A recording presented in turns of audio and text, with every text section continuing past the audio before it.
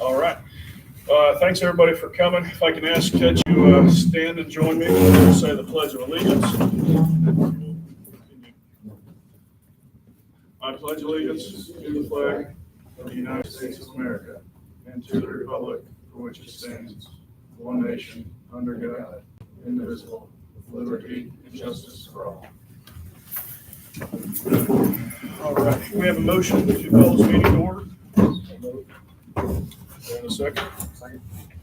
All in favor to call this meeting to order, say aye. Aye. Meeting is now called to order at 6 p.m. Hey, right on the dot. All right.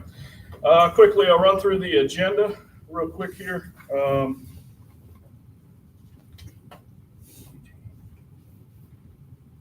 I had a note. Tonight,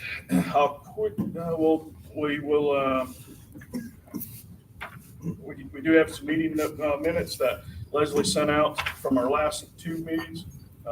Public comments, we'll get into some board comments, which for us, just a quick little background. So a little bit from the financial side is the bank, or we have been looking at our bank accounts internally and looking and trying to decide, do we want to stick with our current bank?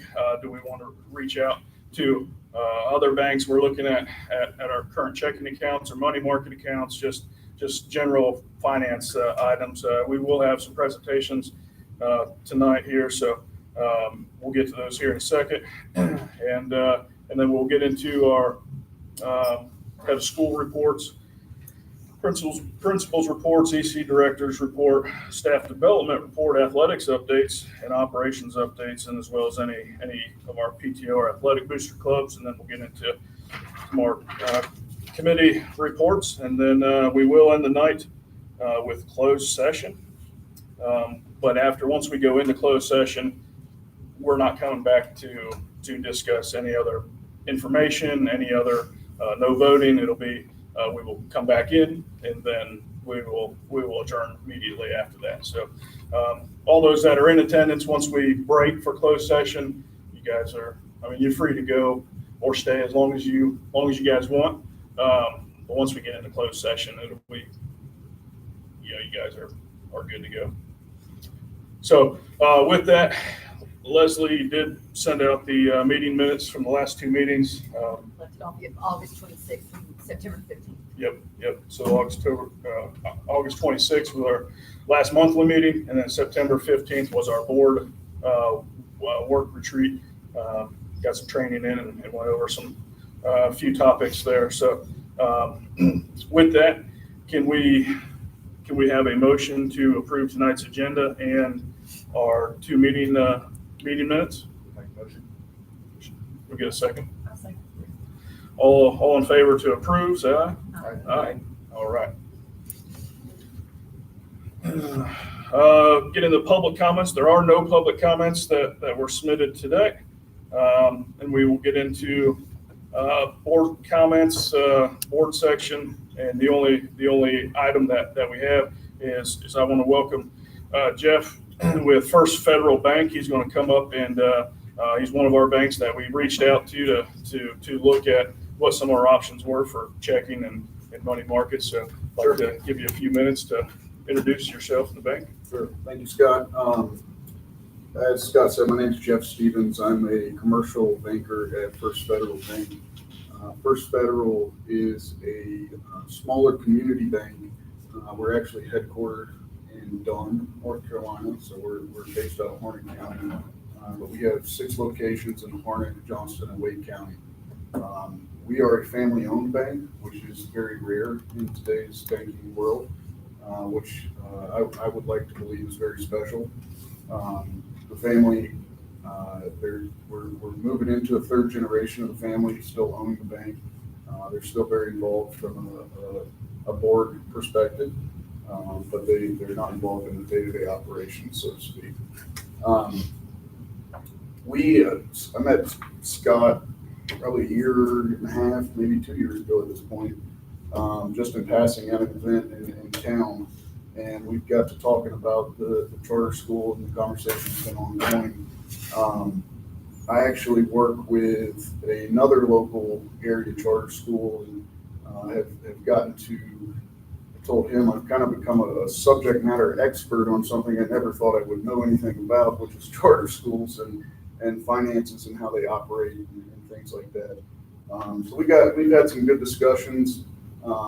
Being the community bank that we are, our goal is more so giving back and being a good community partner. And schools kind of are right up that alley. So I've shared with Scott some of the things that we've been able to offer.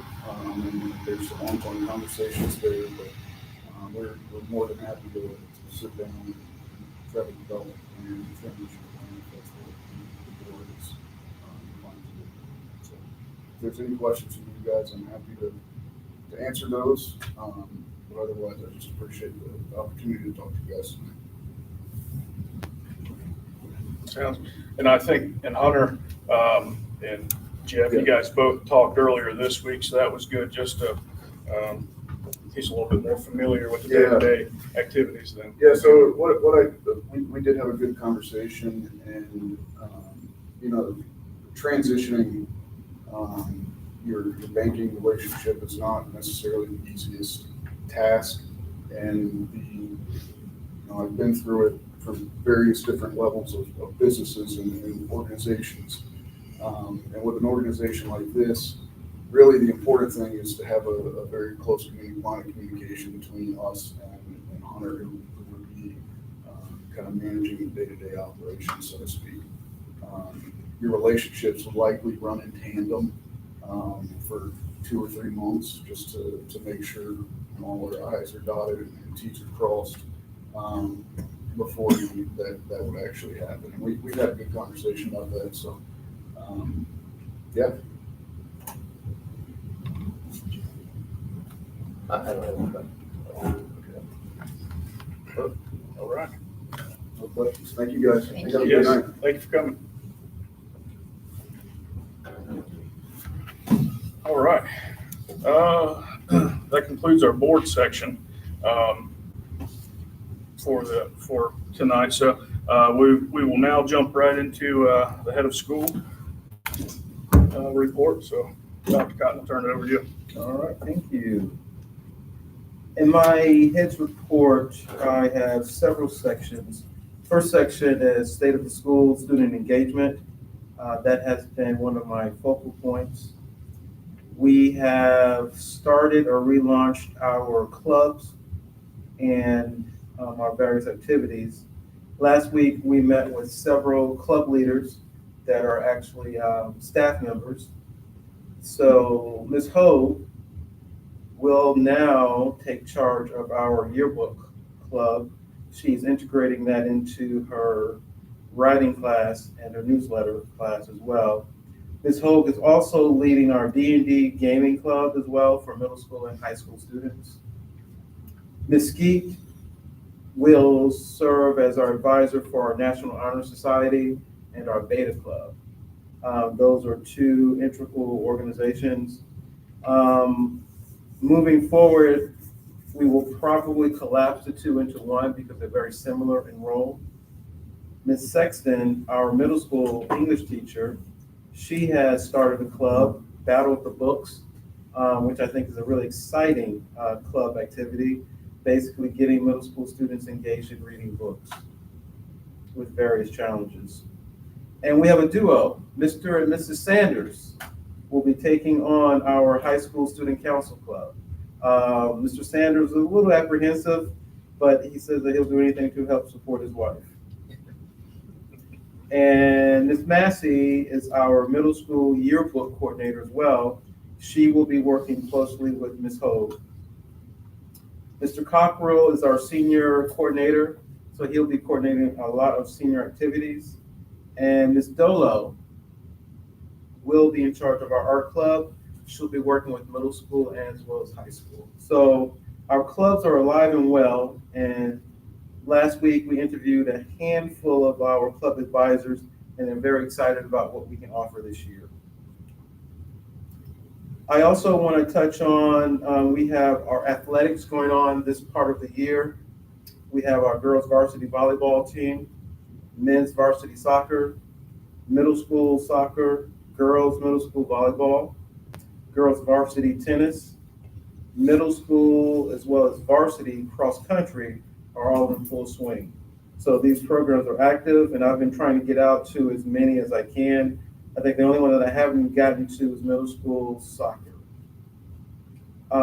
Student services, they are actively working with our advising schedule to enhance our advising schedule under Mr. Dayton and the student services coordinators, which is actually our school counselors.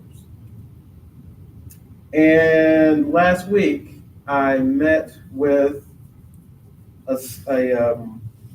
three of our board members virtually, and we talked about some creative ideas. One of the things taken away from that conversation is that we're looking at a campus beautification project. I think that'll be a really nice component. So with the leadership of the board, stakeholders, we will create a beautification for our campus. There's a lot of work to be done.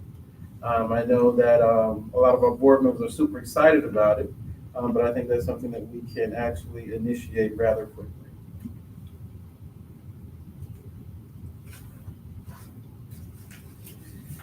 In our last board meeting, we talked about, and Scott, I think you have the latest information, but I recommended that we continue our relationship with Alt HR. And so now I'm seeking resolution to move forward with our partnership. Yeah, so we got, I think we had some concerns. We talked about it a little bit last week, but with Alt HR and just different contracts, possibilities, and what we could do, and I think there was too many options to keep going back and forth. So I did have a call with Sean Straub, who was president of Alt HR, and discussed different contract options. She did say we could do.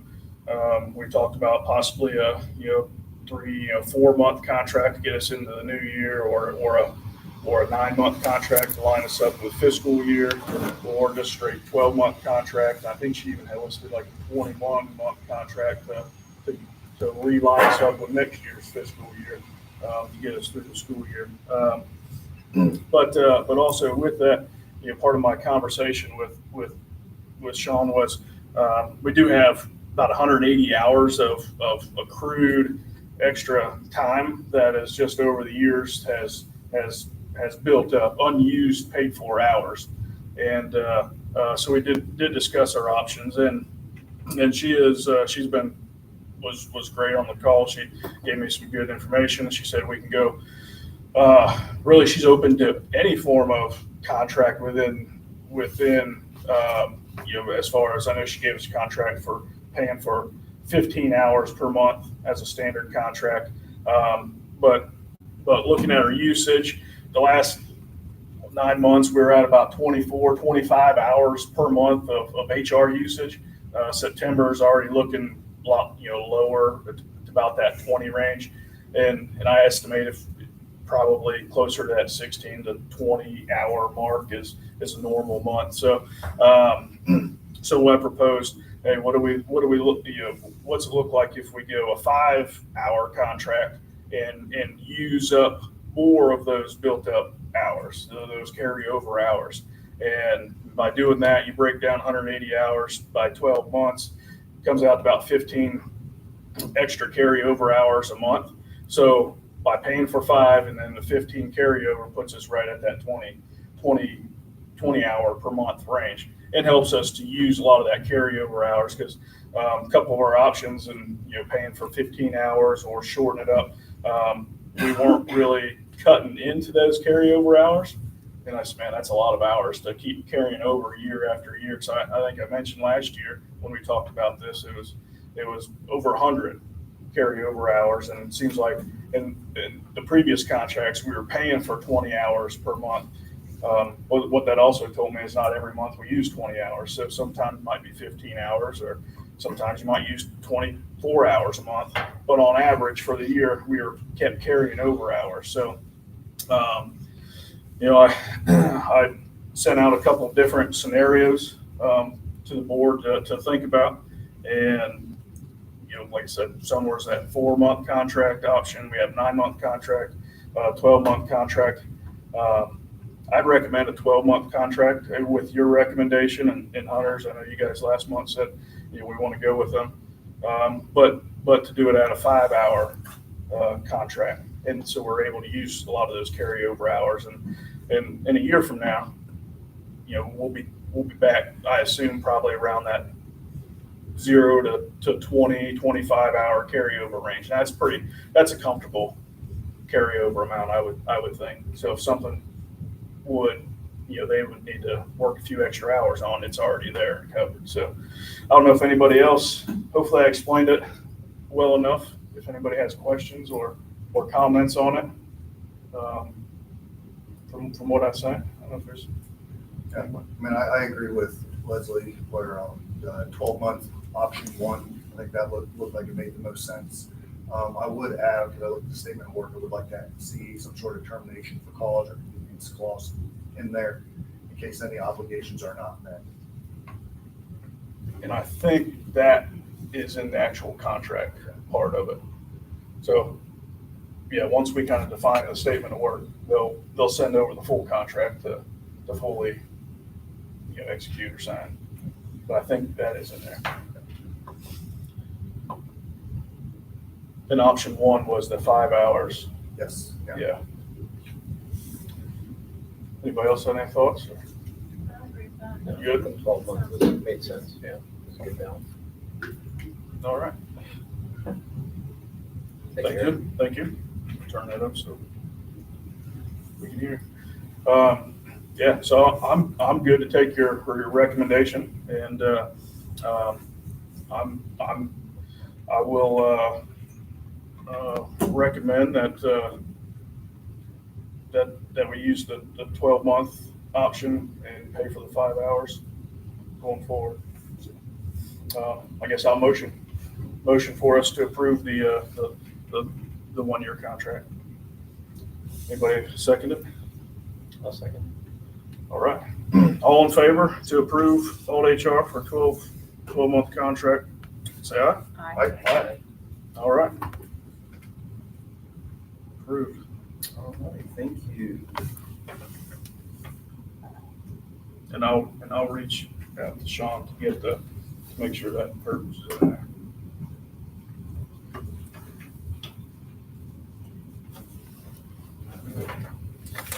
The next item is our revised photo video release policy. I have been in contact with our school attorney, Lisa Gordon-Stella, and she's been working with us to craft a photo release policy that works well for our school. I know in the past, we've had a photo release policy, but it was really hard to keep track of it. So what she did, she created a blanket policy, and basically we had Brandon create an email address. And essentially this is a blanket policy, and if a parent wants to opt out of it, then they would simply email the new email address, office@SWA. And then this policy, however, covers our website, our social media, newsletters, flyers. It covers yearbook, athletics, classroom, curricular publications. Our policies in the past have been loosely worded. This one has more teeth and it covers a variety of areas. So she was really comfortable with it. And what she recommends is that I bring this up for motion to be approved so that we can now update our handbook. And once the handbook is updated, we'll then put this on our website and our other social media pages as well. But this will also allow our marketing team to start their projects. One of the things that has been a holdup last year when we launched our first video, it took us a while to get all of the video photo release forms. So we're gonna send this out in mass to our families, and simply, only thing that they're required to do if they wanted to opt out was simply send us that email in writing. But we felt like this is probably the most efficient way.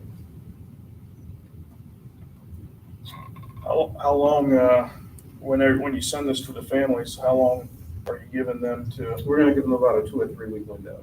Okay.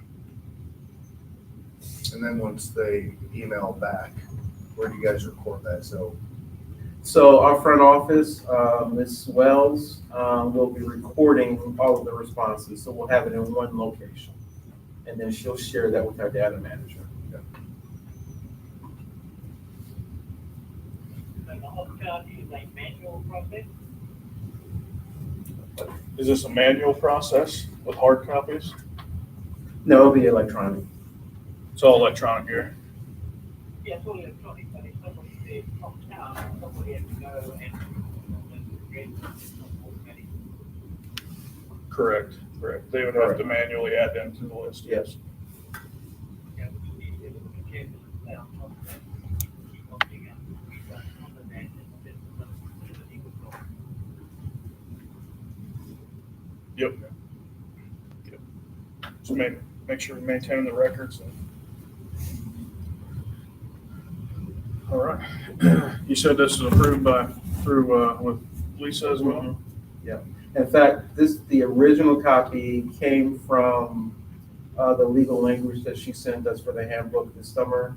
And the last couple of weeks, she's been doing updates for us, so that it's specifically for SWA.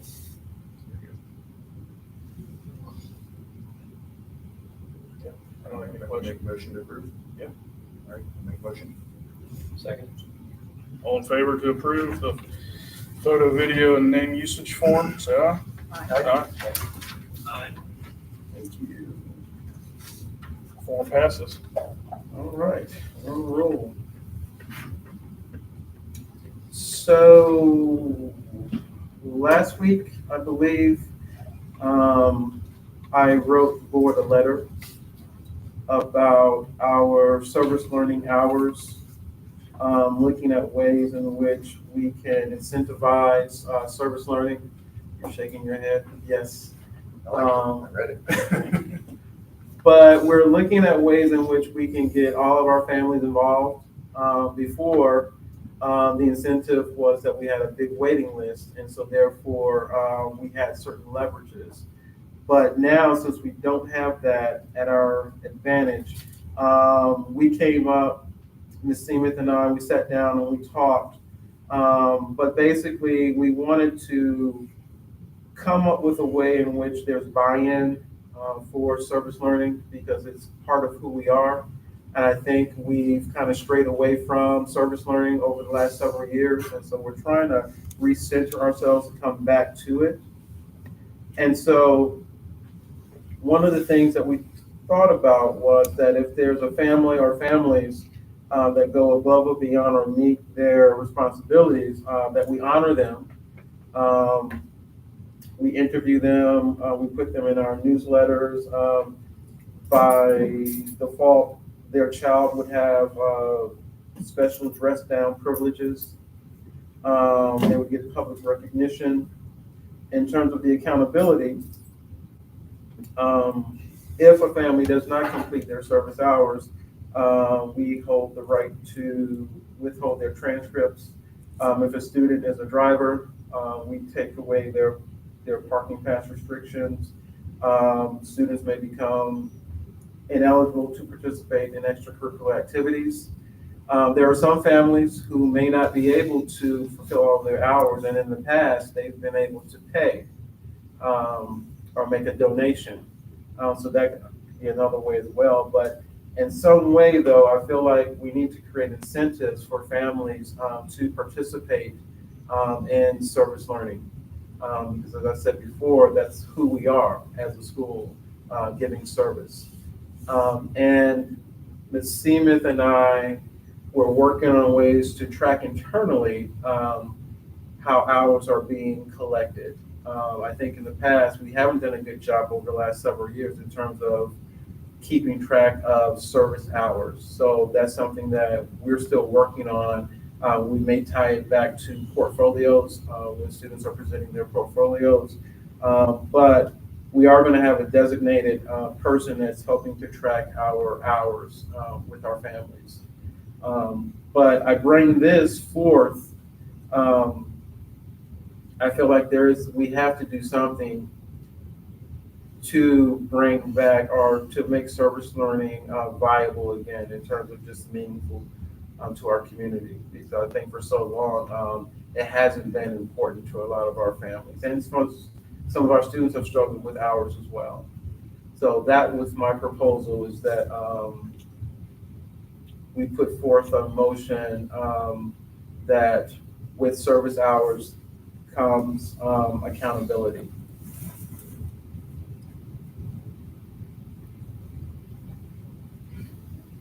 So I read through it. I think, as you're going through it, my first thought was like, oh, wow, like they're really gonna, start, making this a requirement, which initially you sort of like take a step back as a parent with two kids here. You take a step back, you're like, oh man, this means I have to do something. But I think that's very important, because when you look at Southern Wake Academy, it's like you have to ask yourself, what makes us different? What makes us unique? What makes us an integrated partner with the community? And how are we instilling responsibility within our students? And so when I saw that, I was like, okay, well, that's a great first step towards building that servant's heart in our students. I liked it. It does have a balance of both, promoting the service through, recognition, but also, hey, and if you don't do this, this is part of our curriculum, if you will. This is part of our requirements for graduation. So I thought it was very well put. I do believe that we'll probably get some sort of pushback at the initial phases, but I think a big part of that is because we haven't been forcing it in the past. And as people start getting more involved, they start taking more ownership in it, and this then becomes their school. This becomes their facility. So they start taking that pride in it. I think that will start trickling throughout the school and throughout the community. So I personally liked it. I'm all for both sides of recognition and requirement. Yeah, I think several years ago, this was a big part of the school, and I think that it attracted folks. That's the good part of learning. So yeah, I'm on board. I like the plan. Makes sense. All right, we can make a motion. I'll make a motion to approve. I'll second. All in favor to approve, say aye. Aye. Aye. Aye. It's unanimous. Motion is approved. Thank you. All right, here's my big ask. As we've been trying to reorganize our leadership structure, make some changes, I think one of the things that we haven't done, we have done, but I would like to get stakeholder buy-in in terms of creating a strategic plan for the school, a 3 to 5 year roadmap. I sent you a proposal last week, but most schools have a strategic plan in place, and it's not board directed. It's a combination of all stakeholders that are involved in this process. So what I am proposing is that we form a steering committee, and that steering committee consists of all of our stakeholders, board members, administrators, teachers, staff members, even getting students involved as well. But I feel like with that, part of what I've been hearing over the last several years is that we're struggling with our identity as a school. Who are we? We're struggling with the culture of the school. I think by creating a strategic plan, you get buy-in and you get a chance to listen to all of the stakeholders. I have a friend who does this work for a living. and I would love to contract his services. He would give me a great rate, but I feel like also in this process, bringing someone neutral in to help facilitate the process to get buy-in will also just strengthen the plan. So, we can give the board, you guys, a month to think about it. We can come back at the next board meeting. But the way that it's crafted, it should give us about a 7 or 8 month window to craft and then be able to approve by the spring or the summer months, by the 26-27 school year. That's my proposal in a nutshell, is that we create a strategic plan for the school, a 3 to 5 year roadmap. I know Principal Dolph has experience in this as well, but I feel like this is the perfect time to get all of our stakeholders involved in this process. Here in 2023, we did complete a strategic plan proposal. It's posted on the website, I believe. Has that been reviewed? And first, what your goals or your objectives are? When I started a couple of years ago, Kay actually showed me the plan. But the way that she had worded it, it wasn't a full participation of the community. And she felt like at some point we needed to revisit to get total buy-in. And that's one of the reasons why I'm bringing this up. I feel like now is the time to initiate a strategic plan for the school, particularly as we're trying to get a grasp on our enrollment trends, as we're trying to rebrand ourselves. I think now is the time to look at how do we think outside of the box, particularly with defining ourselves. Who are we as a school? What is our identity?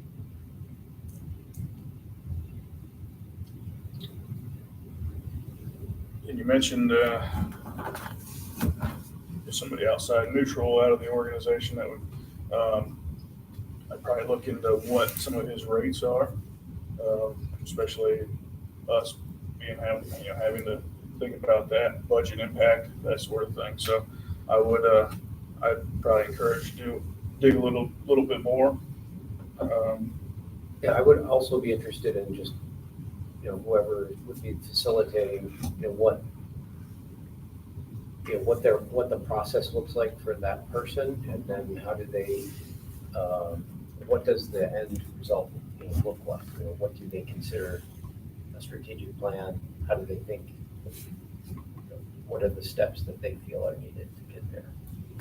Just to make sure it makes sense to, kind of align with what we're thinking before making that decision. Because I think a strategic plan can mean different things to different people, and sometimes it's not strategic.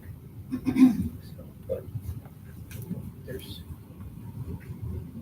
key things in there that I think maybe we're looking for. We want to make sure that that's addressed. I would also like to have some kind of budget or estimated cost of what this is going to entail, kind of like a burn rate situation.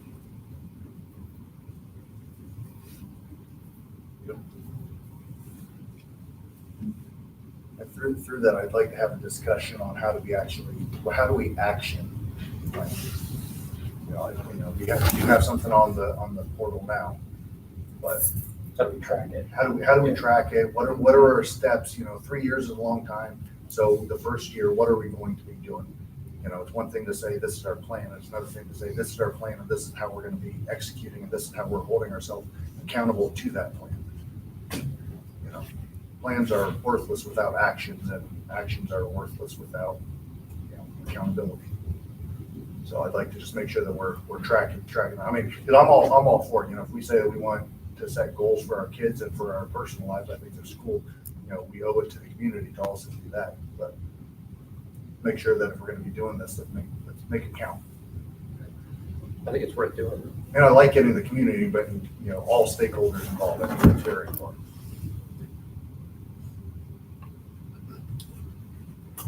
And it's probably encouraging for you. It's good timing because just last week we were talking about what's our future look like? What's the next year, 2, 3, 4, 5 years kind of look like?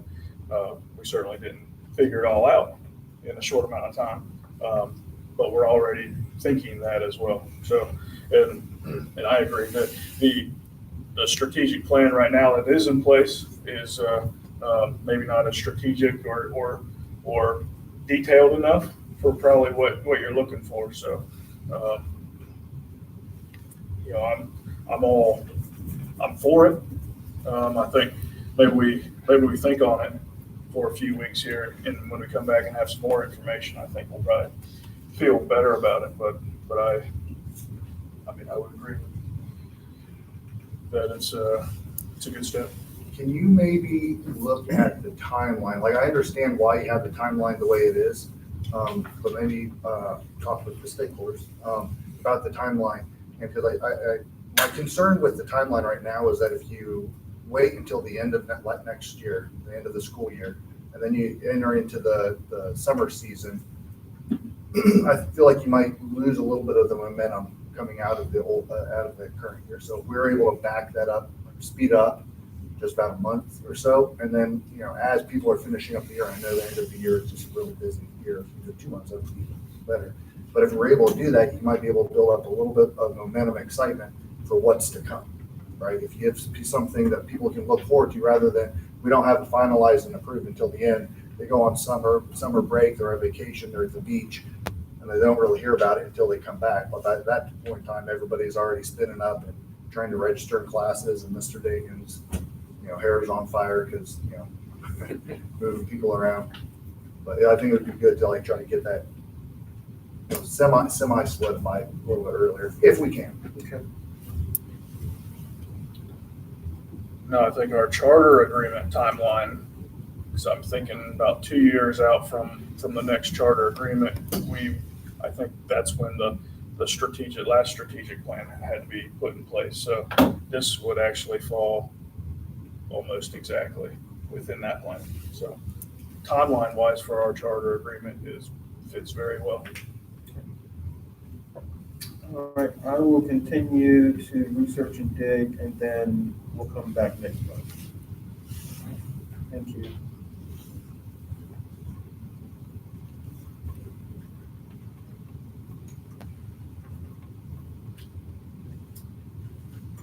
And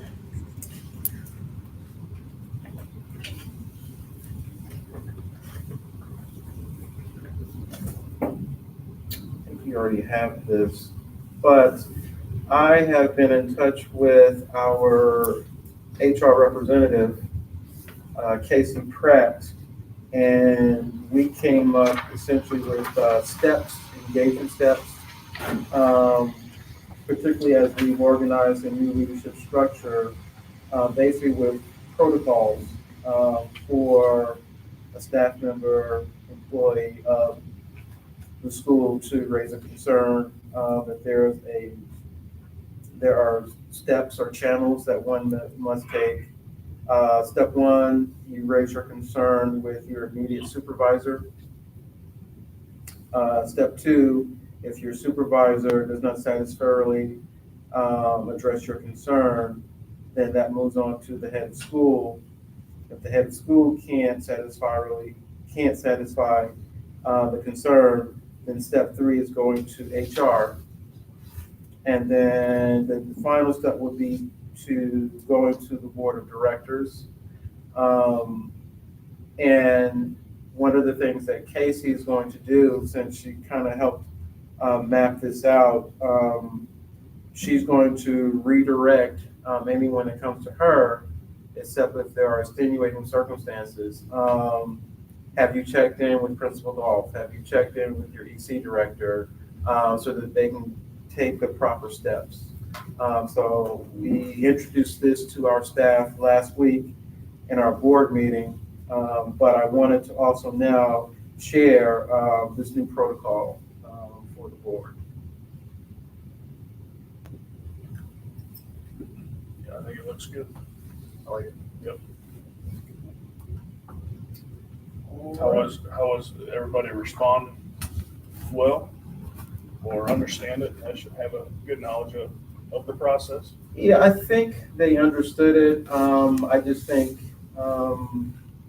it came as a shock. I think in the past, they were used to going to one channel straight to HR instead of taking the appropriate steps. Sure. That's good. Mark said something in one of our meetings last week. He asked what stage were we in? What you call the storming stage. Yeah, so I think right now it's just adjusting to kind of the new structure that we're trying to put in place. It's maybe an extreme word, maybe discomfort's a better word.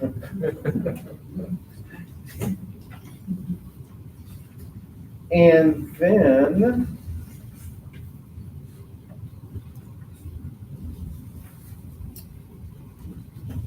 coming to the end of my report, close to the end, I want to touch on school culture and engagement highlights. One of the things in working with Seaman, she now has an intern, a senior, that is making our morning announcements and trying to build unity across the school. Morning announcements now include our middle school students. In the past, there has been 2 morning announcements, a morning announcement just for high school, a morning announcement just for middle school. We started this week with our morning announcements going to the entire school. So that's something that's new that we're looking at. That I think has been successful thus far. Student media and publications. Ms. Hoag's class is producing a high school newsletter, and they're also working on the yearbook, as I said, along with Ms. Massey, 8th grade class. They're capturing photos and developing their yearbook for our middle school as well. So the two are actually collaborating. We have our fall festival coming up, and yesterday, Mrs. Seamuth met with a handful of our students who are interested in volunteering for the fall festival. And so we've already started that conversation. Last year, we kind of waited until the last couple of weeks, but this year we're giving ourselves a wide window. So I'm happy with kind of the roadmap, and we're getting other teachers involved as well. Our homecoming celebration this year is on during our first semester. In years past, it's been January or February. It's going to be November 21st and November 22nd. We're really happy with our plans for homecoming celebration. There's going to be a spirit week, and we're also looking at having one theme in terms of spirit week. In years past, it's been middle school having a spirit week, high school having a spirit week. We're going to try to do it all in one week this year. And we'll have our parade, and we're also looking at our alumni event following Friday night's game. That's something that Mrs. Seaman is interested in. She's already starting to reach out to alumni of the school.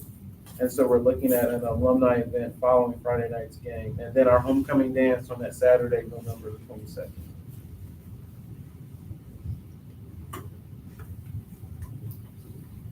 And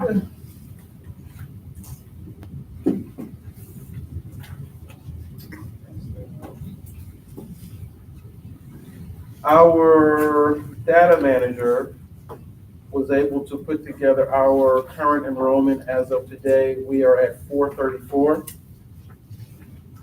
And on the front sheet, she basically has all of our students, the number of students in each grade. And then she went ahead and gave you some additional data as well, looking at trends. But that's where we are at 434. So we have met our enrollment goal. And our enrollment goal is actually set at 400 students. We actually enrolled 3 new students yesterday. They're middle school students, which got us to 434. Do you know where they came from? I think they came from another charter school. What's our student enrollment number as it pertains to like next year's budget? That year, 422? Yeah. Whatever our ADM ends up being this year will be our ADM for next year. We don't have our ADM yet. We're in that process right now. UMR one's not finalized yet. When is that finalized? We're waiting on DPI to fix our intervals and everything else is ready. So we just can't run the final report till DPI fix the intervals. But that should be ready potentially tomorrow. I mean, it's due now, but it's a DPI hang up in this day where we can't submit it yet. So what's our number gonna be for tomorrow? Somewhere between 422 and 434. Okay, That's fine. Given the information I have Yeah. in my purview right now, that's where I would say we fall somewhere in between there.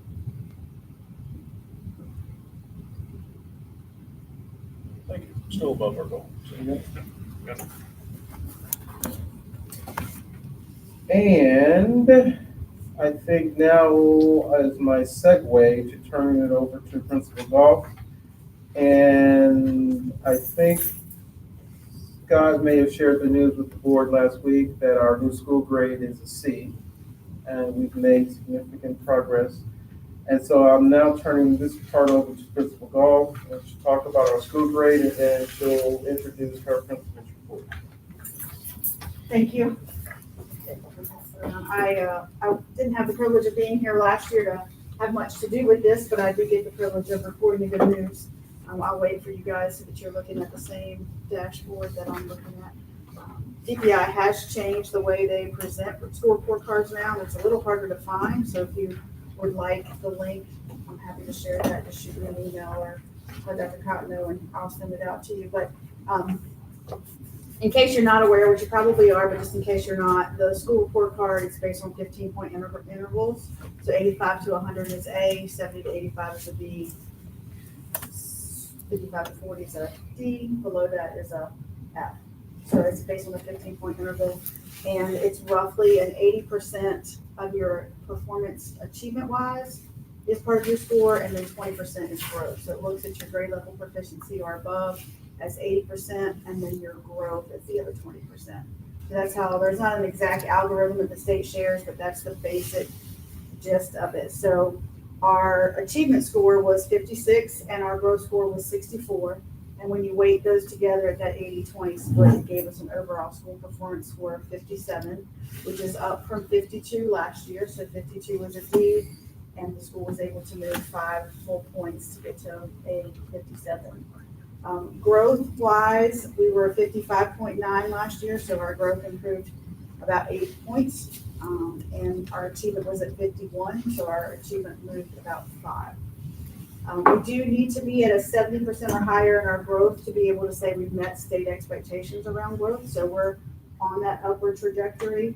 But then that breaks it down, math and reading, the growth scores, the school performance scores. If you go in there online, this is all interactive, and you can hover over and see the different percentages if you want to get detailed into that. But overall, we moved 5 points, so we moved from a D to a C.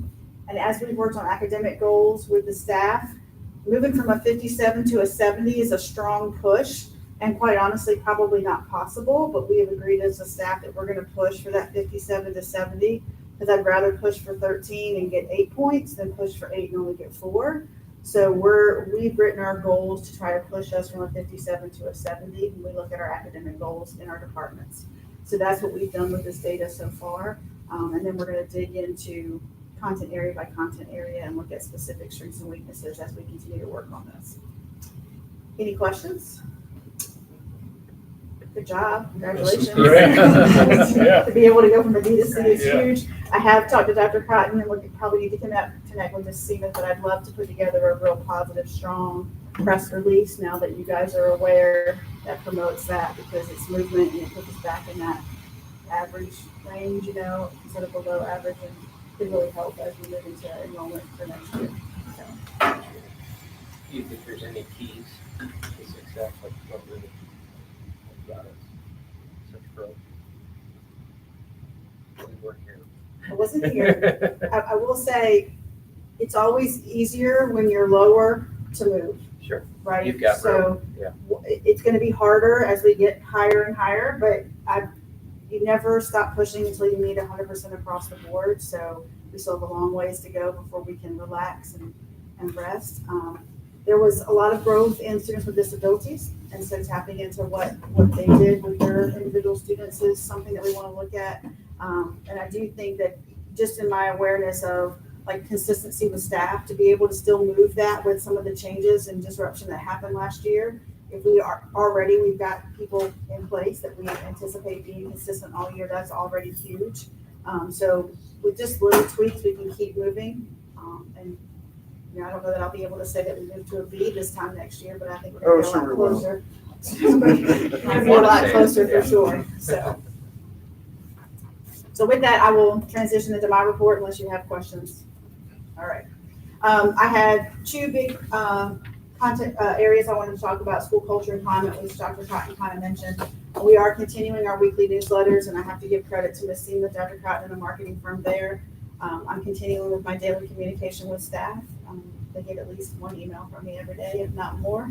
And then occasionally when I have the capacity in the morning, it's presented in a nice little newsletter kind of a way versus just an email. We have had weekly PLC since the second week of school, and I'll talk about those a little bit more when I get to academics. And that creates a small environment where we can talk, and I have an agenda, but then typically we have 5 or 10 minutes at the end that I give them the opportunity in a smaller, safer space to be able to talk about things. And sometimes they have stuff to talk about, sometimes they don't, but it has created an opportunity to collaborate with each other differently and then collaborate with me differently. So that's been I think it's been very strategic and intentional in creating opportunities for them to have more input and to understand the why and the intentionality behind what we're doing.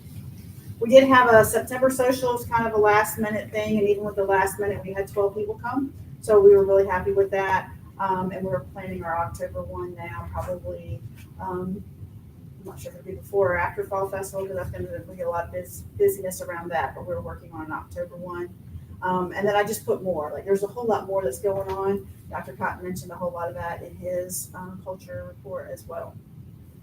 Switching to academics, back to the weekly PLCs. In September, we started with development of their school academic goals based on the data that you just had. The second week of September, I gave them individual time to finalize those goals and get them input into NESAs. And then this week, I sent out a template prior to PLCs asking them to give me their highlights of what they're doing this week. What's the standard you're covering? What's the topic you're covering? What materials are you using? What activities are you doing? And then we used our time today with middle school and tomorrow with high school to just talk through that and listen to each other and give feedback, both productive and constructive and supportive. And there was lots of good dialogue today around strategies that maybe one teacher's using that another one's not. And different, it was nice to see some peer coaching. They'd get up, take their computer, hey, this is where I found this, let me show you how to do it. So creating that space was very beneficial and very encouraging to hear them talk about what they're doing and the excitement around what they're doing in their classrooms. That'll be followed up with some walkthroughs this week for me to see, are you really doing what you told me you were doing on Tuesday and Wednesday?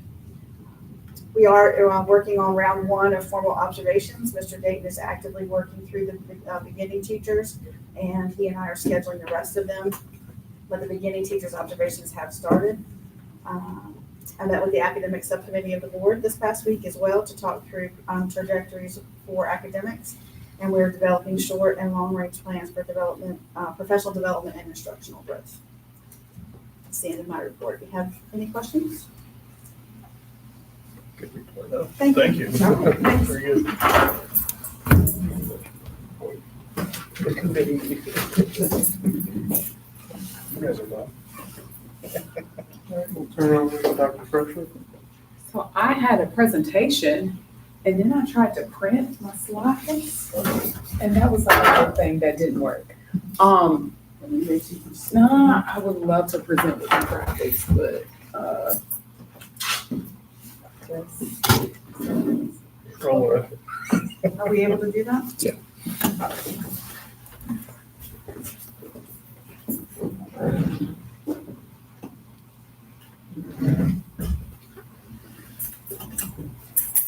thank you.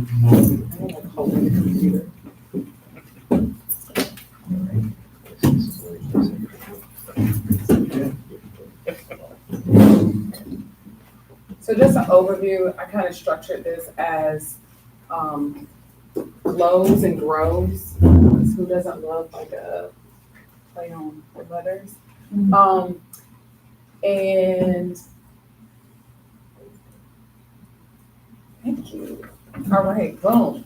All right, so starting with the glows, we completed our federal report for indicator 14, so that was submitted on time. I was in correspondence with our DPI team, is extremely supportive. And so they did, the report comes off and it says that you've done all of our students were accounted for in survey. And there's one federal warning, but the compliance coordinator basically said like sometimes the system just says there's a warning, and that if there's no news, that's good news. So I have not heard back from her since Friday, so I think we're in pretty good shape on that part. Training for SPED teachers, so I know that when I came on team, that was something that was really important.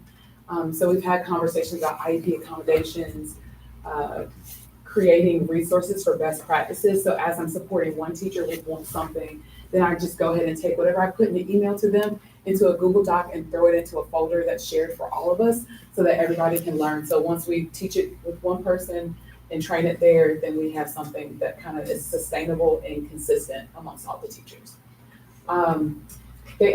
With that comes established processes. So like, how are we scheduling our IEP meetings? How are we tracking accommodations?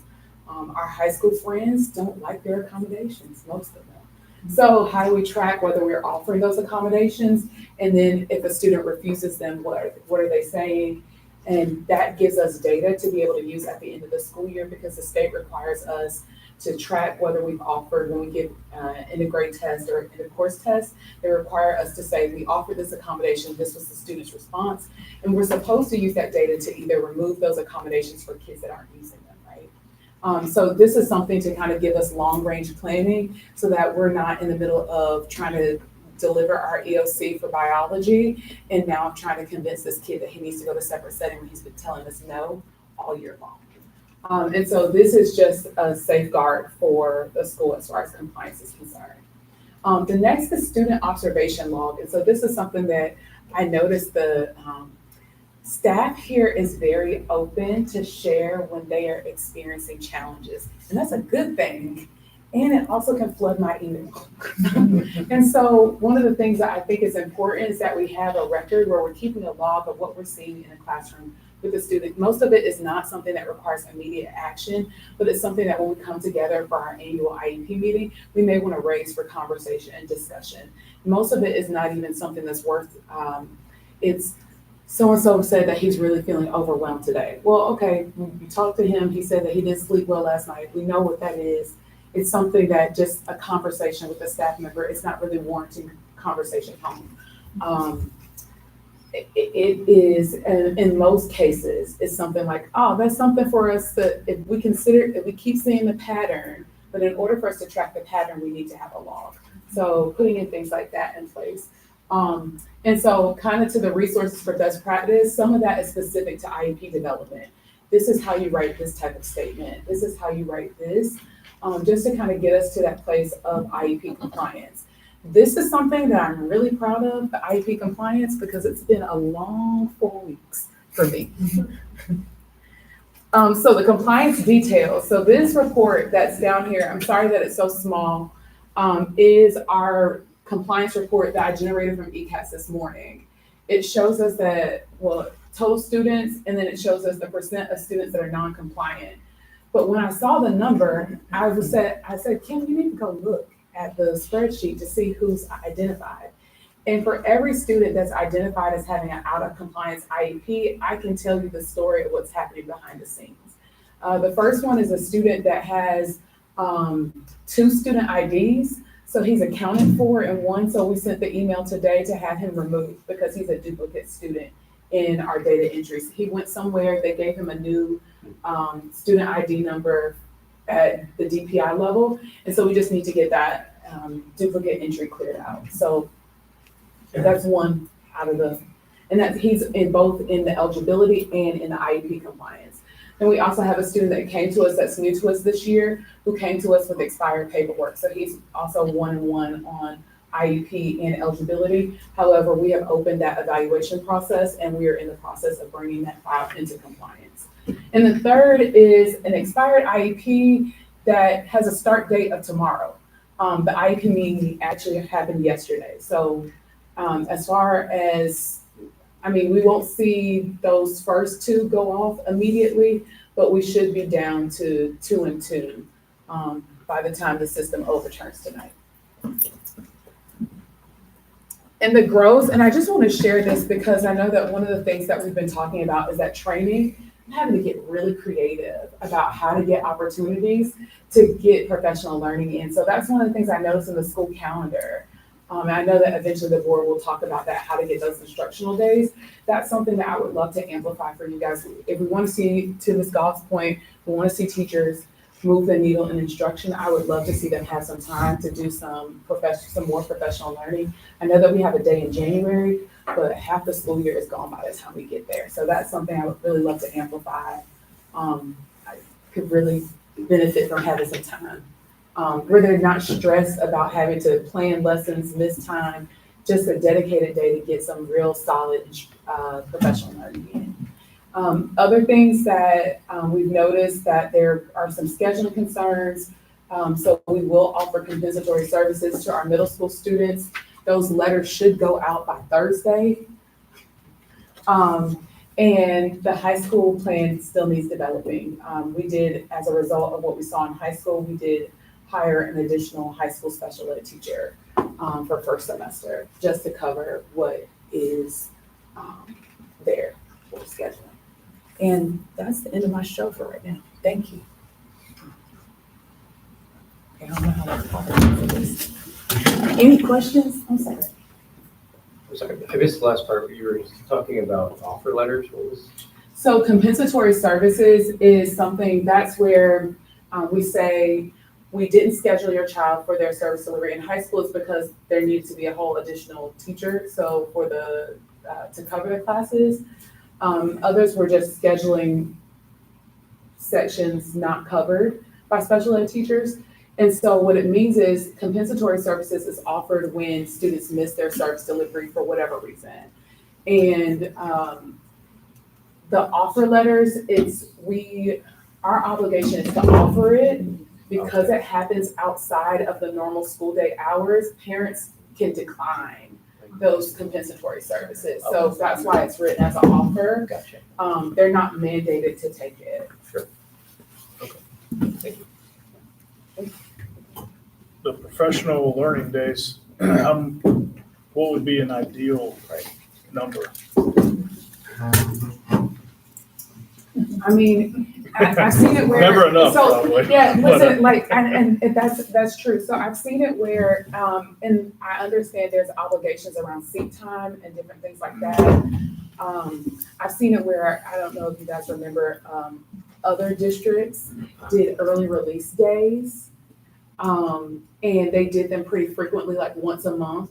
Because I think to get quality PL, I don't need teachers sitting there for a full 8 hours, right? By the time you do like the first 2 or 3 hours, if you're doing quality PL, I probably need 90 minutes with a teacher to show them how to do something. And then they really benefit from having time afterwards to actually apply it to what they're supposed to be planning and developing for kids. So I favored the early release model just because it allowed us to be more consistent in that. I think that having, it's like when you go to a conference, it's like drinking from a fire hose, and then you're overwhelmed with all the information and most of it you don't end up applying. So I think having shorter bursts of time where people can, that's more spread out throughout the school year is a more impactful way to do it. So I actually favor the early release model for professional learning. If it's in service, like in-house, us training our teachers, that is my preferred way to do it. But I mean, I've also seen where they have teacher work days around certain federal holidays and things like that, so where it's a non-report day for students, but staff is still expected to be there. That's not my preferred way to do it, but I think that there's a lot of flexibility and just see what fits for us anyway. Thank you. Thank you. Sorry, I'm still not sure about that. Well, thanks, dear. Well, somebody's always a trick. Let's see.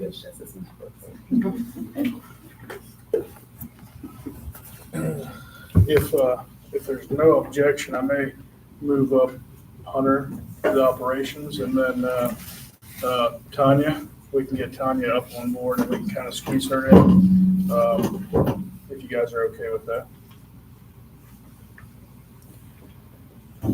All right, actually, we're okay. So, actually, if you don't mind, yeah. My Tanya? short and sweet. Okay. Come on up here and you can introduce yourself to the board. Appreciate you coming in. Thank you. My name is Tanya Seifert. I am the branch manager of the First Bank here, just up the street here. We are a full-service bank. And we're the largest community bank here in North Carolina, headquartered in Southern Pines, and have been in business for over 90 years. We thrive on the relationship that we build with our clients to help them meet their financial goals. And we have over 100 locations. So for me, being part of the First Bank family enables me to do the right thing for the right reason to help them customers succeed in their business. I had spoke with Scott and Hunter. We offer a variety of business accounts, business credit card, debit cards, online banking, merchant processing, payroll services, and treasury service, and positive pay, just to name a few. We also talked about the money market, and I was able to get approved for the balance of $500,000 to $1 million at 3.85% in percentage yield, and a $50,000 money market at 3.5% annual percentage yield. And we do thank other. If he can get it done sooner, he will, but he don't want to guarantee nothing, so about 6 weeks, he feels comfortable that he can get it done. So then others should complete the full exteriors of the mobile units, other than landscaping, anything like that we decide to do. Yeah. Just maybe through the beautification day that we can work on that. What color was it? It was Black. black, that's right. I think we all, yeah. Just, I don't think we wanted a different color blue. It's kind of the consensus. Even with the paint code, it was going to be hard to get. White, I don't know about, so. Like it is supposed to be non-fade material, we'll see. Fingers crossed. I'm not sun here, so I don't know. So we'll see. It does come with cleaning instructions and all, how to clean them and keep them. He recommends twice a year, so it don't look like it'll be too hard.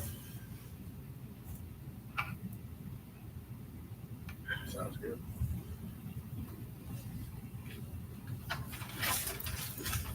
All righty, sir. Thank you. Sorry, I mixed it there. No, that's good. Thank you. Yeah, some of my thunder has been taken. We've gotten and talked about advisory already. I can't believe. I didn't go into detail. Yeah, we're finishing off our first quarter already. It's amazing. Just working with student services to try to dial in what exactly advisory is and what we want it to be moving forward. And working with our BTs, we started observations, and I also shared the percentages for our licensed teachers. So we're in the 60s, and a lot of the BTs they deal with year-to-year licenses. So within a month or two, we should be up for sure 70s, probably 80s with the decisions they're making. Some of them need to join their educator prep program, so that takes a little bit of time, and that puts them in a third type of license called a residency. So that's a 1-year license they can renew twice. So that gives them 3 years to finish an educator prep program. So, yeah. Very good. Thank you. Now we'll move to athletics update.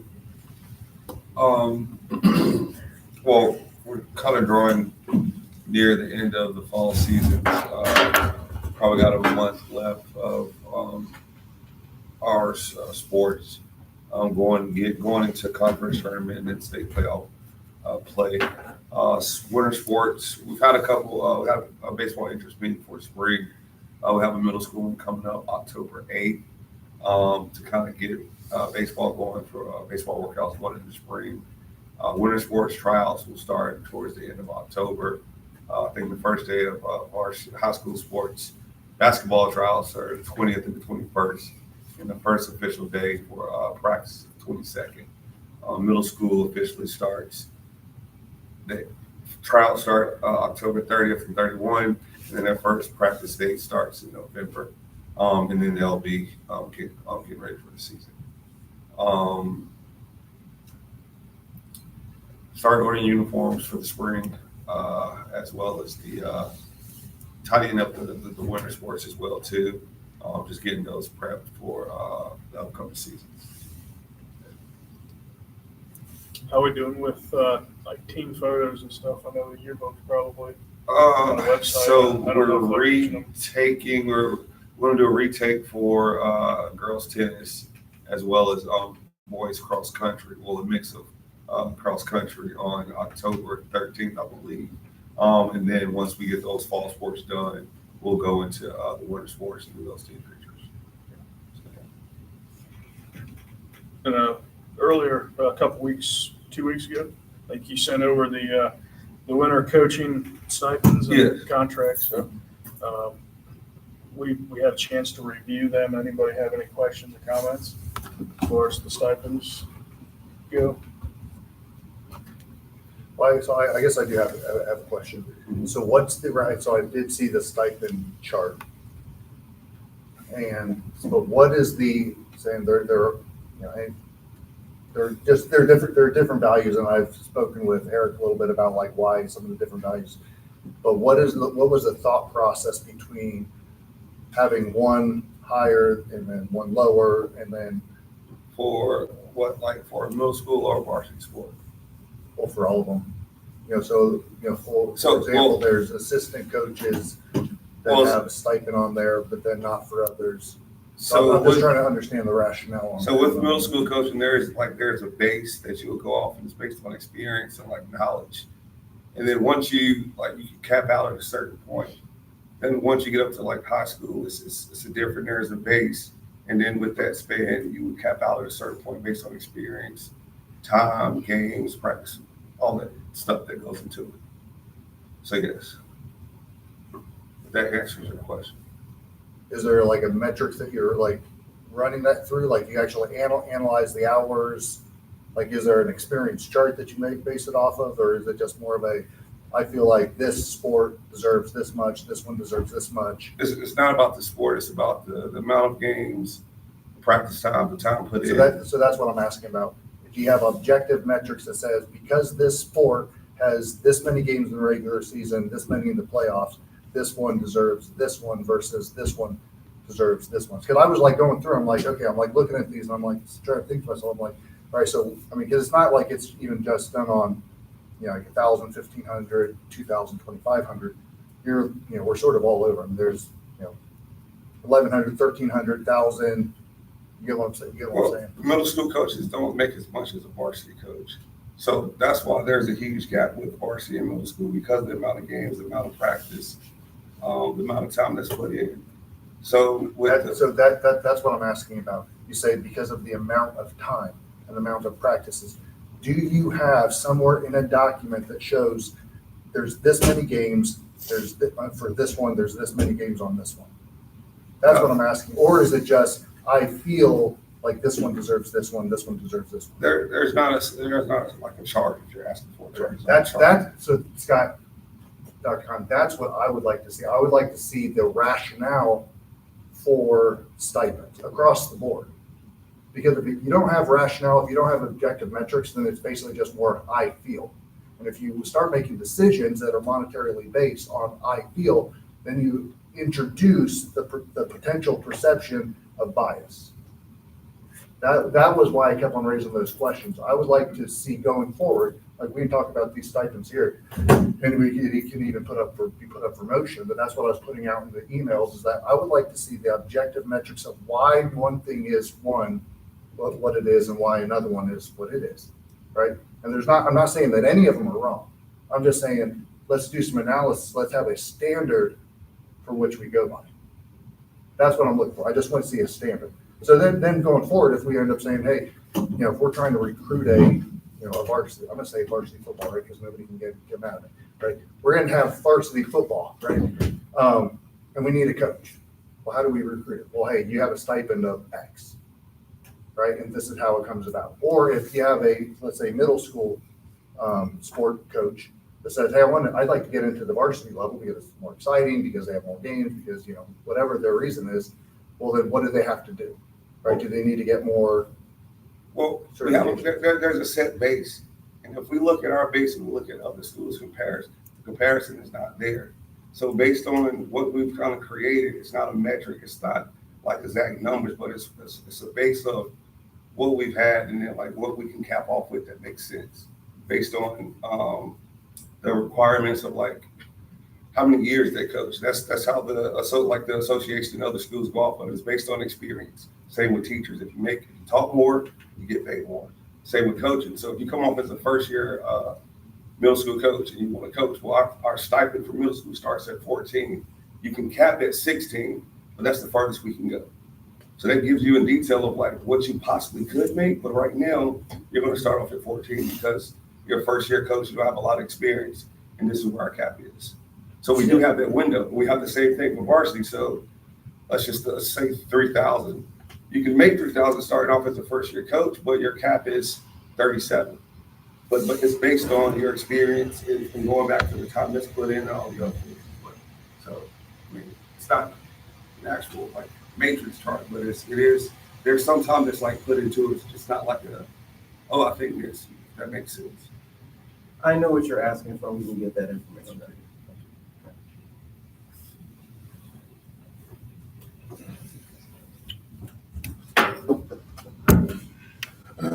All right, so the stipends, we just need to go through a motion to approve and second. So do we have anybody that will make a motion to approve the winter coaching stipends? I'll make a motion. Anybody want to second it? I'll second. All right. All in favor to approve the winter coaching stipends, say aye. Aye. All against? All right, coaching stipends passed. All right. Anything else? No. Hey, I'll give a quick update on the soccer field. So the plans that we have that were designed, that only gives a grading plan for the road, does not give a grading plan for the soccer field itself. It's not. It doesn't give you a cut fill or new grade. It gives you the existing grade, doesn't give you the. Nothing in that 10-page packet? So I'm working with an engineer to come up with a good quote on what that would actually cost to design. Because we can give it to the graders and they can come up with something. I just think for the purpose of doing it correctly, we need to get it actually drawn out. That way we can put it out to multiple bidders and get the best price coming in. But we should have that relatively quickly. I don't think it's going to take a whole lot of time to do a grading plan for the soccer field. So we did get, and I sent up to you and Hunter the quote for the fencing that would go around that soccer field. 17,000, I think. Yeah, somewhere in there. I think it's about 17,000. Just with it being 10 or more, we just would need to get a minimum of 3 bids. Yeah. For financial purposes. But yeah, it was around 17, 19. It was under 20. Yeah. I do remember that. So And so that just went around the soccer. yeah, you were tagged in on it. Today? Last week. Thursday. Oh, boy, I missed that one. Okay. I think it came in I on did miss that Thursday. one. But it was just sort of just the baseline, where are we at? So it's 17,000. I told them to put 2 double swinging gates for, driving access, and then I think 1 single pedestrian access gate. But we can change that as we get finalization of the plans or the drawings. Yeah. And what I found is that almost all fence companies always come within like about $1,000 of each other, the good ones, respectable ones. So I wouldn't expect it to vary too much from there.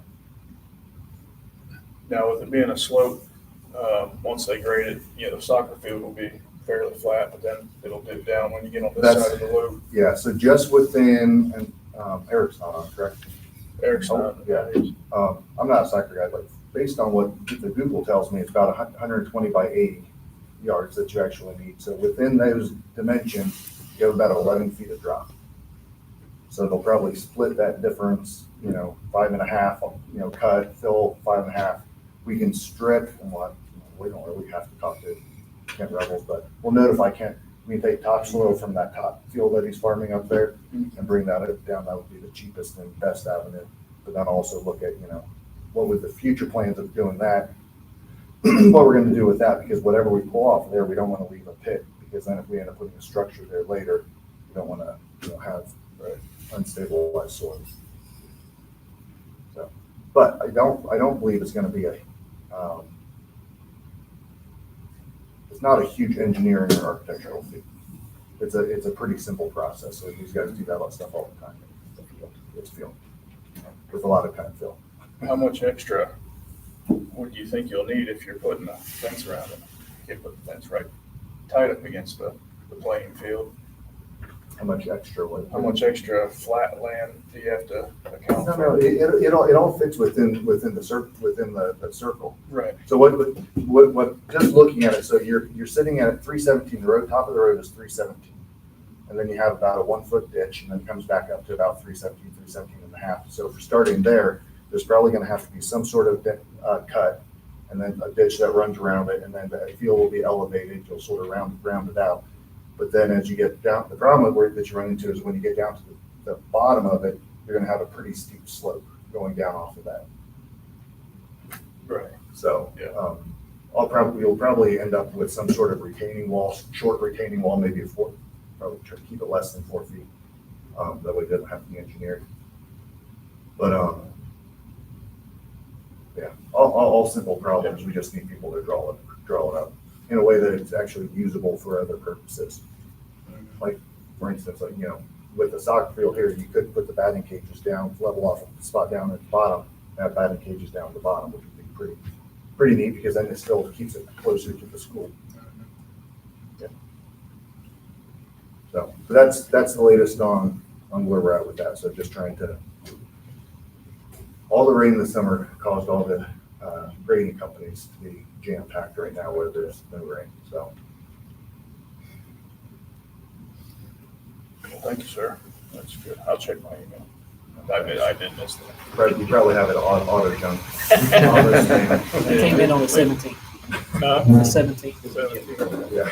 Special. All right. Anything else, athletics? Yeah, I think they will start with baseball. So if they are bringing the batting cages out, where they put them? Will they put them in the field and then just float them up and take them back? How would that work? I think that's up to you, and I guess Dr. Cotton or whoever, Mr. Lane. We'll put them wherever. Honestly, I mean, we can bring the equipment out, level out an area. We can put it, right in the back of the school. That's fine. We'll put a couple of bollards so as people drive around, they don't hit them. But you just tell us where to put them. It's almost, hay season's almost over, so Don Wimberly is starting to be able to breathe a little bit. Okay. You tell us when and where, and we'll be there. And they're movable, so that's not permanent. So Yeah. you can use them in wintertime. If you have to take them down and move them, you can still do that.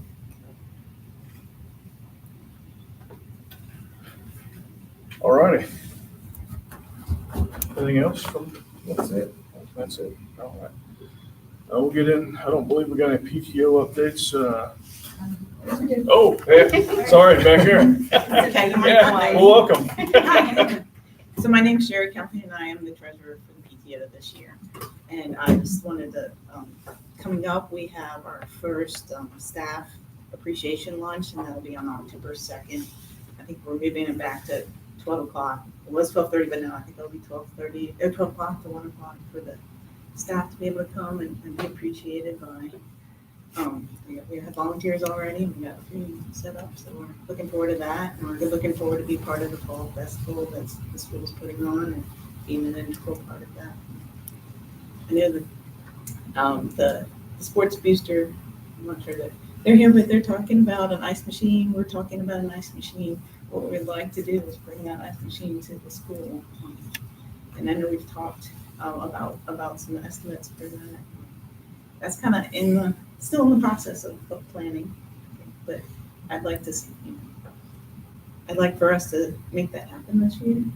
So it would be a benefit to the teachers, to the students, to all the events that we have, sports, and anybody that gets injured at school. So it's one of the things we're working on. Nothing's been formally announced from the PTO side, so I'm saying it here, but it's not like planned yet. But we did talk about it at Sports Booster too. So yeah. I talk fast and I talk a lot. So That's great. you guys That's catch good. that? Yes, thank you. All right, athletic boosters. Anybody else from the athletic Houston? All right. We are talking about a Christmas tree farm, Christmas tree lot, selling Christmas trees as a new fundraiser. We have a good spot right on Highway 401. We should be able to do some good marketing. That would have to be a tight partnership with PTO, with the teachers, with the parents getting community service hours, with the students getting community hours, service hours. So the site, the marketing, and all that can be facilitated, but the management of it would have to be through the parents and the students, and hopefully not. I know teachers are pulled 20 different directions, so hopefully we're not leaning too heavily on that. So, but we have to make the purchase by, or commit to it by 1 October. We have to make the order For the trees? for the trees. I call it a lot of tree farms. Most of them, you have to put your orders in the spring. So that's all I got for the booster fund. That's good. All right, thank you, sir. We'll get into some of our committee reports. Got the governance committee. Yeah, so we did meet last week. Tricia is back, thank goodness. So we met virtually, kind of spent some time getting her back in the loop of the things that were going on. Have a few things to follow up on, not so much to report. This evening we are setting up times to get with our copy as part of the governance team. So that is starting next week. And so we'll get that back on track with this year. A few other items that we were talking about. But at this point, that we are coming back on track and in our regular Very good. All right. Mark, finance. So, Yeah. yeah. Well, so you've already heard from the banks, so thanks, Scott, for pulling those together. I think it's a really good opportunity for us to, get a little bit of, improved dividends with all of the cash that we're holding on to for operations. So will be a positive net. Got it all. Just looking at the monthly update for essentially the month of August. We've actually improved the revenue projections a little bit just based on the higher student counts. I actually think, it's possible that actually might end up being more as we finalize the numbers.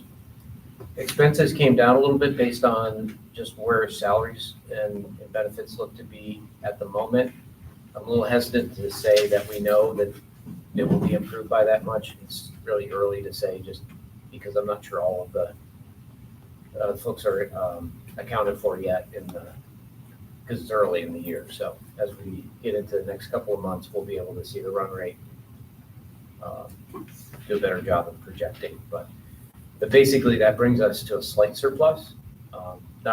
I think maybe minor celebration, but I'd say hesitate to really celebrate too loudly because it's still early, and I think we need to kind of keep watch of it, make sure we're on target. So, but no surprises, which is good. The cash situation is still very good. Plenty of reserves to handle operations. So, and I think there's some cushion as well. The ADM report was just a little bit slightly different. I guess maybe a couple days changed the numbers a little bit from Swells, but pretty close to what we had. I had 436. I think you said 434. So within a couple. And I got the license percentage, teacher license percentage updated. So that's it. Yeah, and packets there for the details if you want to take a look. And I think that's all I have for finance. Any questions? No, I think talking about the banks again. So our current money market rates are very low, 0.25%. Almost zero. Yeah. And you just heard Tanya and Jeff, they're both very similar. I think she mentioned 3.85. Anything above 0.25 is an improvement across the board. So we think just going anywhere would benefit us. And we did work with our current bank, and they provided a proposal as well. So we'll consider all our options before moving forward. And I think the finance committee we haven't met officially on that just yet. Definitely talked about it quite a bit, and we wanted to wait for discussions tonight. And so maybe by next monthly board meeting, the finance committee would have a recommendation to move forward. So, but yeah, thank you, sir. Academics committee. Well, I'll just give some short comments. Jimmy and Leslie can chime in as well. I think a lot of the things that we talked about in academics committee meeting, so we met with Ms. Goff and Dr. Cotton.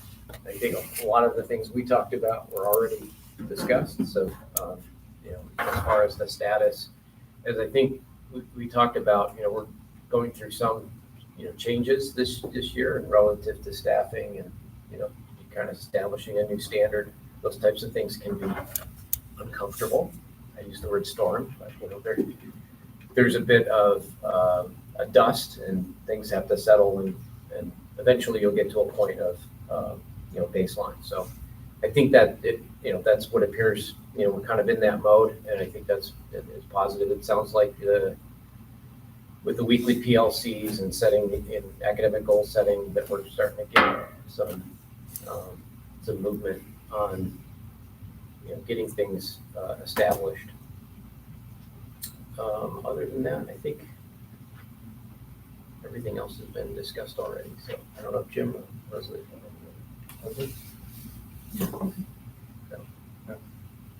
You action a lot of the stuff. I'm very happy to see some of the stuff you guys came back with. So. Appreciate it. Thank you. Very good. The last one we have is the marketing committee. So I don't know if we provided this out here just a couple weeks ago. Jim and I met with Ms. Seamuth and Bob Beatty from a marketing contractor.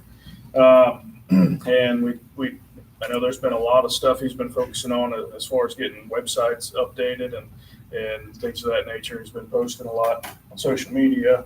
Ms. Seamuth provided, I think just a couple of days ago, she sent me a list of the all the events that she's scheduling out helping schedule out for the rest of the year. So I haven't dug into it too much, but a lot of them is, especially getting closer into spring. Some of them are still TBD as far as official days and stuff, but it looked like a lot of good information from that. But I don't know, Jim, if you had anything else from that call. Not from that call, but I actually spent about 25 minutes on the phone with her today, talking about some different topics. So they're gonna be utilizing a digital board over off of Highway 401. So we're trying to get a lot of data that's truncated down to a manageable size that can be displayed for people that are driving by. But I'll also note that, and so I specifically was supposed to come talk with the PTO and Dr. Cotton and the staff about, okay, I figure out how to, so I'm trying to think how to actually say this. Getting the student body out into the community to promote the school, right? So Ms. Seamuth and I today spoke about the parades, like getting involved in that. I think that's really good to get the students out there in their SWA swag. Maybe that's something that, if they participate in a certain activity, that they get a SWA shirt, whatever activity that is. I'll also note, and this is where I'm completely separate from, I'm just going to say, right? Scott, you can slide me down here saying. So, Balkan Business Plaza on 1 November, we're doing our grand opening. We anticipate to have, well over 1,000 people. We're going to have bands there, food trucks and RVs companies going to be there with a bunch of show models and everything. Fire department, we're going to have all kinds of different vendors. I brought it up to Ms. Seamuth that, so the band is going to be right up front. Right next to that is going to be our booth because, we're hosting it. It's our grand opening. I would love to see Southern Wake Academy right up next to the booth so that you have all these people watching the band before they go into any of the vendor area, before the kids go over to the bounce houses and the games and the face painting and all that other stuff and the food trucks. They have to walk past Southern Wake Academy booth. And it'd be really nice to see a bunch of Southern Wake Academy kids out there walking around with their shirt. And that would be more of a parent-driven type activity, but it puts us out into the community. And nobody working the table has to know, as much about the school as, Mr. Dayton. They just have to be there to say, yes, my kid attends there. Here's some pamphlets. We like it. We don't like it. Hopefully that's not what they're saying. But, so I would, put that out to you. So I know Ms. Seamuth will probably be talking to you a little bit about that. So I just think, so whether we do that or not, but just getting the students out more, so for the parade and whatnot. Sure. Now the parade, you want to coordinate. I think PTO usually enters the parade. Yeah, we're considering doing both parades. There's a Fuquay and a Holly Springs, and at our last meeting, they're like, well, you're always doing the Fuquay one. I've never seen it in Holly Springs, so it'd be good. So considering both and trying to gauge that. We tried to get people to sign up last year, and they just weren't committing to it, so we ended up not doing it. But we have a whole bunch of little Christmas hats with school colors on it. We have a banner. We're prepared to be in the parade. Just getting the buy-ins from the sports teams and from the parents and to bring the kids out. I think. Yeah. I think last year there was a sign-up genius in it. I think it was last year, and it said, 2 from this club, 2 from the 12th grade. And I think that may have been an issue, because I don't want to go if my 2 girlfriends can't be, So that might have been a little downside. How We it should worked. just not limit it and see what type of showing we have. Let people walk behind the trailers or in front of them. We're not a Christmas Santa hats. Yeah. So, but I'd like to get your information here in a little bit. All right, good. Anything else, committees? All right.